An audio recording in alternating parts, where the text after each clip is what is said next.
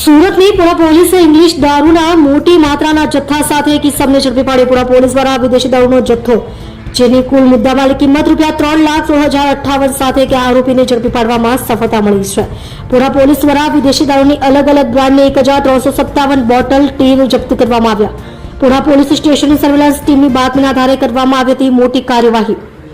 Patrolling દરમિયાન મોટી માત્રામાં વિદેશી દારૂ સાથે આરોપી રાકેશ સંજયભાઈ મહંતો ધંધો મજૂરી કામ રહે ઘર નંબર 19 સોનિયાનગર ઝુંપડપટ્ટી રાજીવનગર ઝુંપડપટ્ટી પાસે ઉમરવાડા પુણા સુરત શહેરને ઝડપી પાડવામાં આવ્યો.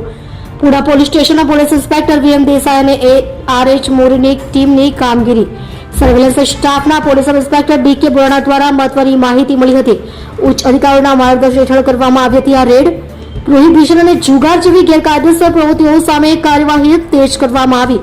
આરોપી સામે કાયદેસરની કાર્યવાહી કરી જેલ હવાલે કરવામાં આવી છે.